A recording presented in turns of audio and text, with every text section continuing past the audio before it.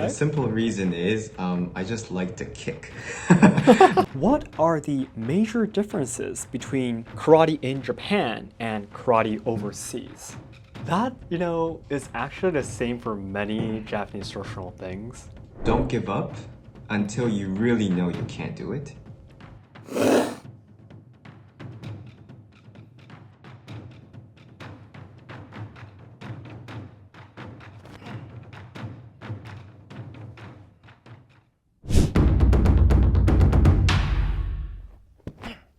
What kind of changes do you think are necessary for karate to develop more in the future? I would say two things. Okay. And it's all about the balance between these two. The first one is to have pride in what we do or what you do. And the second one is be open-minded to other martial arts or self-defense related topics. Okay. The first one, to have pride in what you do. Since I started doing karate at a school and not at a dojo, I think the circumstances are quite different. But when you practice at a school, I think you only can gain confidence through winning at a tournament or I guess in competitions. Yep. But if you do karate, you're now making yourself better at protecting yourself, making yourself a lot more healthy, or maybe it's going to be mentally better for you. So just seeing that side should be a positive thing for you. Yeah. But the kids or people don't perceive it that way, and they say, well, I can't win my first round, so I suck, or that negative cycle. So I think it's you have to have pride in what you do, and karate itself takes time to train. Of course. Just the fact that you're in the dojo wearing the dogi doing 1,000 punches, like you have to see that accumulation side and just take pride in what you do. So I think that's my first part, and especially the Japanese tend to become a little bit their self-esteem tend to be lower than other countries. Definitely. And it shows in surveys as well and researches. Exactly. So although you are doing the work, the Japanese are still like, oh no, I still have to do this. But, Still not good enough. You're already right, but you're already perfect. Look at how much work you've done already. So that's the first side. And the second side, about comparison, if you talk about it from the other side, people take too much pride, or they're enclosed too much within their style, and they think that's the only correct way, or I think they think too much about the how and not the why. So let's say, for instance, in Shotokan, there are teachings that are pretty or like well known across the style. However, if you look at it from another karate style, it's different. Yes. But nobody questions the why, and people just say, oh, because it's that style, and for some reason that suffices the reason, which is pretty weird. Yes, because there's no thinking in it. It's not deep enough. But for some reason, the Japanese are like, okay, if it's a different style, so it's different. Like they just become satisfied with that, and if you step outside of karate, then there's a lot more differences. Exactly. So I think it'll be better for that style to immerse itself within other karate or other martial arts, and just be able to compare in a flat manner. That way what's special about your style is. So I think that's my second point. So I guess having a balance of those two. Although it's hard, but Yes, I think as an individual, we can all give it a try. So yeah, that's my opinion. I've talked to my friend who has done kendo for 27 years, or we all talk about the same thing. When we talk about these problems, I think, like in the past, for example, take for example Iaido, like in our instructors' generations when they were younger, it was more common to say like you should go to a different dojo and learn their skills, for example. Cross-train. Exactly. That was much more common. But nowadays, I personally feel, as a Iaidoka, I feel that each style, ryuha, are like trying to protect their authority, the leaders, the instructors. Exactly, yes. And they don't want to change because they want to maintain their authority. I'm the whatever seventh dan in this style or something.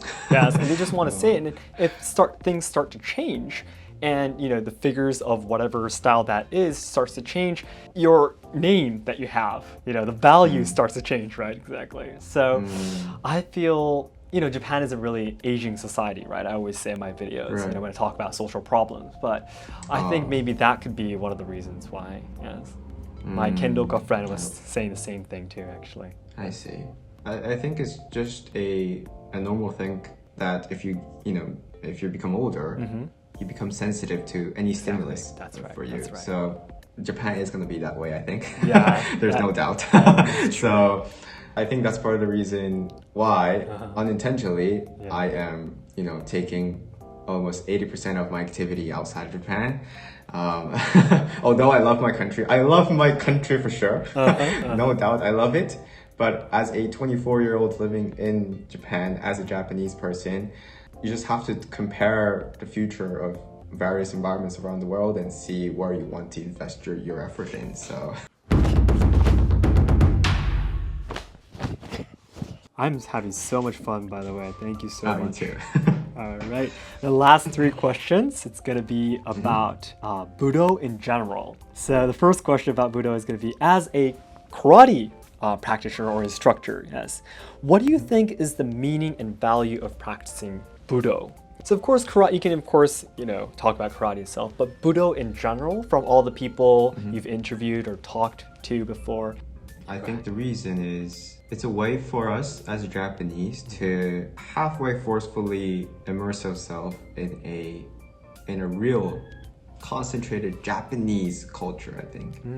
The thing is, let's say when you are at home after you eat dinner, your mom tells you to return the dishes back to the kitchen.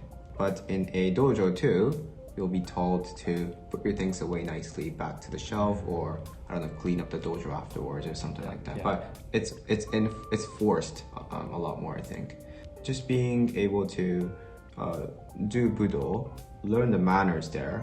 Although you might agree or disagree at one point, just being able to experience that first will get you a deeper understanding of your own culture, or if you're Japanese, I think. And if you're not from Japan, it's a very good concentrated experience for you to understand what Japan is like. It's a bit extreme compared to what it's like outside the dojo, but I think just knowing what it's like would be a really interesting point, I think. And if it's a Budo in Japan, there's an underlining manner that we all follow. So yeah, I think that's the meaning of doing Budo. My other friend who's been training Kendo for 27 years said that he's actually 3 years older than me, and he's owning his own company. He said that Kendo taught him 3 main things, and one of them actually were aisatsu, the proper greetings and such. And in Japan, when we train Budo, aisatsu is really extreme, right? The big voices and almost screaming and yelling and such. But wherever you go, being able to say hello or good morning or thank you, I'm sorry, these are like something that's important everywhere, right? And taking doing Budo and experiencing, learning how to properly do something that's important all around the world, I think is really valuable. Yes. What do you think about the? Yeah. Sorry to counter question, but no, go ahead. What do you please. think about the I guess the manners that only apply in Japan? Do you think we still should learn it through martial arts? Like let's say for instance, in karate, after you enter the dojo, you have to go to the oldest person first, like go across and then say konnichiwa. And then to the younger ones. Yes. I think that can only be seen in Japan or maybe Korea, China. What do you think about those? That's exactly actually the next question. The next question? No, that's was it? no, that is actually great. So you can actually just move on to that. And how about I talk first then? Yes. So the next question I was going to ask was, what do you think about the sensei and student, the sensei and pupil relationship? Some people say that this is a little bit old-fashioned, as you were just talking about, running to the oldest person in the dojo. So do you think we should get rid of this, or is there some kind of value into protecting this shite kanke kind of thing? Would be actually my next question, and you just asked me that. So if you'd like to, if you go first, if you have any opinions. Sure. Then I'll go first. Then I think it's the structure itself. I think it's needed, but the approach has to change. Right now, the structure itself is floating up in the air, and nobody knows the core value of it. What I mean is, for example, why do we have to go to the oldest person first? Or what is needed as an elder in order for you to be treated first, right? So I think those concepts are missing, or I guess gradually, fading away from our culture. I think what it should, the ideal, the shape of this whole structure is that the sensei has to be evolving, has to be improving at all times, so that he is capable, or he is worthy enough to be treated that way. If the sensei is like that, then the student will do something similar to it. Although it might not be exactly the same, I think the atmosphere will somewhat be the same. But why people disagree is that the student doesn't trust or doesn't respect the sensei because they don't see any good side of it. So I think that's when the negative emotion starts to occur. So I think it's always sensei first. He has to do it. If he doesn't try, then the student won't try. So I think that's my answer. So the structure itself, I agree. But the approach is right now. You know, Yusuke, you just said everything that I was going to say. Completely, 100%. Every word you say, I agree with you, actually. Yeah. You know, my favorite manga is actually Gintama. Gintama? Yes, I actually love Gintama, and in one of the scenes in Gintama, there's this character called Kondo-san, who is a character mimicking, I guess, the chief of Shinsengumi. And in one of the serious scenes, he says a word that I love a lot, and he says that a captain's crown, a leader's crown, is not on your head; it's on the top of everyone's ideals. Yes.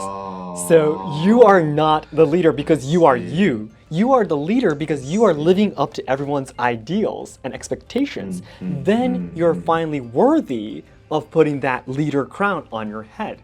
You know, I just love this concept and what the manga teaches us. You know, I just love Gintama. But I think this expresses what we've been discussing about for this question. You know, yes, I completely agree with you.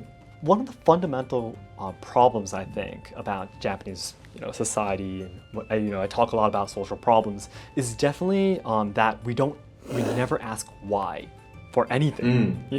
Even at schools. I mean, you probably had the same experience. Coming back from the U.S., going to schools in Japan, you probably felt that no one says anything, right? The classroom's like completely quiet. No one has their opinions.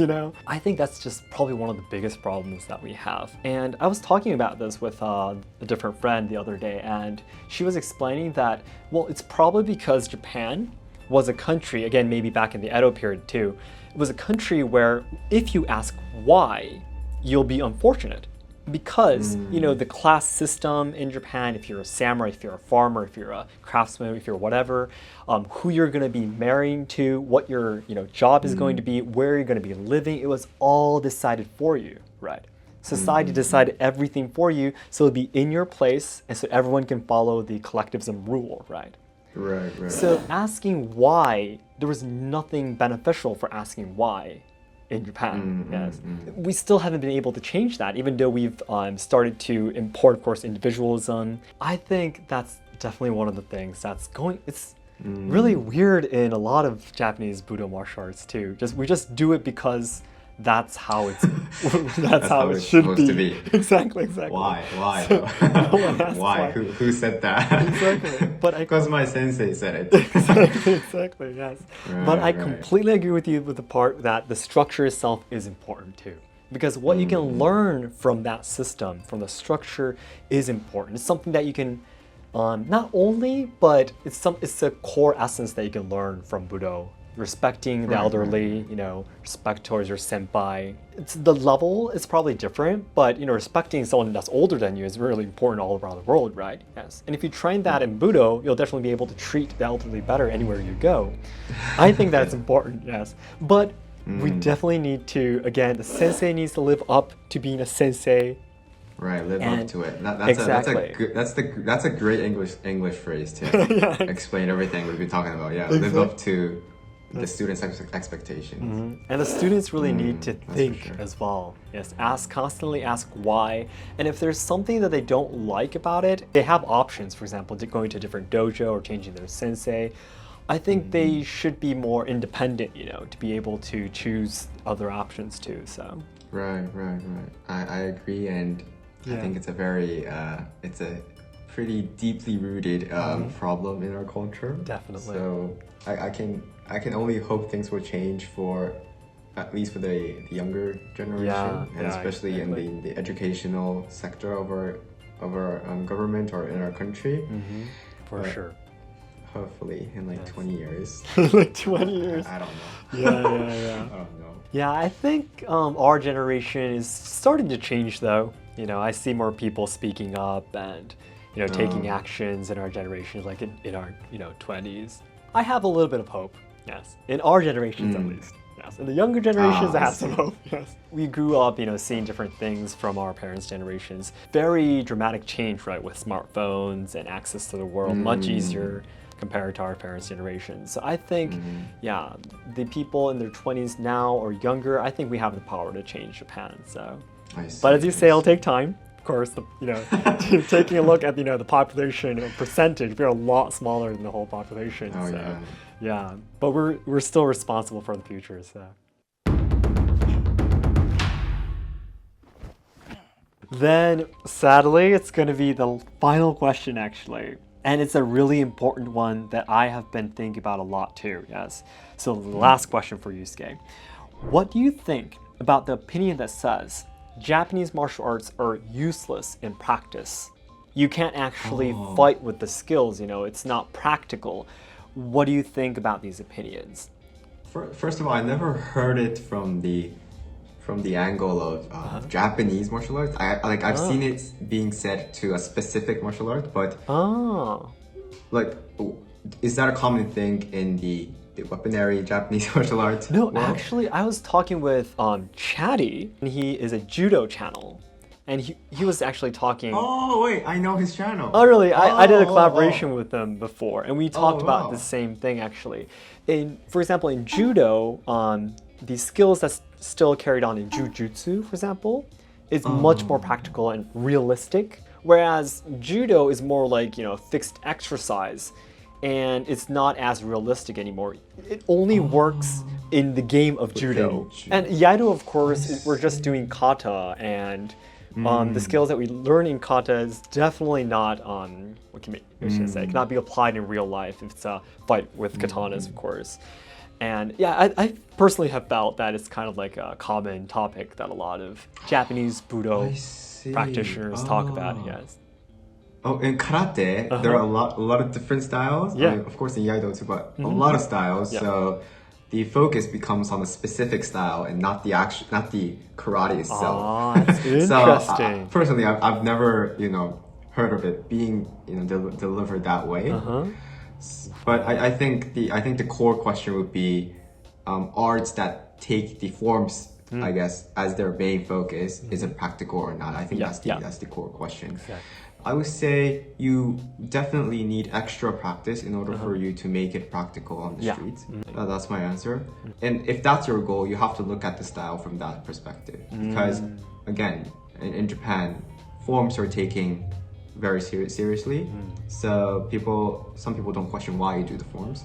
So if you just follow that route, then you end up doing the katas and not knowing why we do it. So if you're the type of person that wants to take it practical, then you have to question yourself or seek a sensei that can, you know, approach it from that way. In Shotokan karate too, we do katas, and if you only do katas, you can't do kumite, or you can't spar with another person. But there are a lot of small body mechanisms that that you can learn through Shotokan. You learn that through katas, and once you get that core body mechanism, then you can practice actually hitting it using, I mean, I have a heavy bag right there, but you can practice it. And yeah, that's how, I think that's the approach, extra approach you have to take. So I don't think it's useless. I mean, if you say one, depending on the environment, anything can be useless. So it's just the amount of adjustments that you have to make. So yeah, I think that's my answer. And I think a lot of people were trying to ask us. The question was probably like, why don't you just practice the things that are realistic or practical? What is this not so practical, but everyone is doing? What is this for, I think, is probably the question, yes. Like, for example, again, Iaido does kata too, and most of the things that we do in Iaido, you can't use in real life, then why the heck are you guys doing this, you know? I think it's just difference between what the individuals, what they become satisfied is. I think it's just different, right? Yes. I like burgers, you might like pizza. It's as simple as that. Yeah. We find value in those meaningless movements, but you might not find it, so, I mean, it's all jikomanzoku. So, I mean, it's like questioning me, why do you like Coke? Because I like Coke. It's as simple as that. I mean, I might answer, I mean, I like that sparkling taste in Coke. Yeah. Then why don't you just drink like sparkling water? Because I like the taste of Coke. I mean, that's a simple answer. So yeah, that's how I see it. Yeah, so I think as a content creator or somebody that delivers karate videos, I think it's very important for us to approach karate from a lot of different angles, so that people can enjoy what we like from their own perspective. So that's what I make sure to do in my videos at least. I just really loved your answer, by the way. It was really satisfying. Yeah, I think it's, it's really just up to you. You get to decide what's important in your life and what you train in. Right. You know, no one has the right to say that what you're doing is useless, right? That's up to us to decide if it's useless or not. So, yeah, but it just when you do, I think it's especially because in Iaido, there's kenjutsu where you use the wooden swords to actually smack other people. Those are of course much more realistic. But then does everyone want to be smacked by other people with swords, right? I mean, not everyone likes to do that. I mean, practicing Iaido kata in a dojo quietly on your own, and trying to advance your small movements and focusing on the details, that actually has its own beauty in it. It's a form of art too, right? And why can't we say that we like that? There's no one has the right to deny that, right? So your answer just really, really was satisfying for me to hear. Someone agreeing with me, Yes.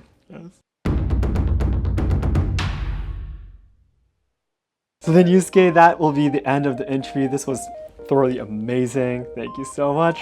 But before we go though, if there is anything you'd like to say to everyone before we go, anything you'd like to talk about, you'd like to introduce, before we go. Well, so like I mentioned, I have a YouTube channel called Karate Dojo waKu, and if you're interested in Japanese martial arts, karate, culture-related videos, I think you'll find my channel pretty interesting. So if you can check out my videos, some of them are pretty for the experienced karateka.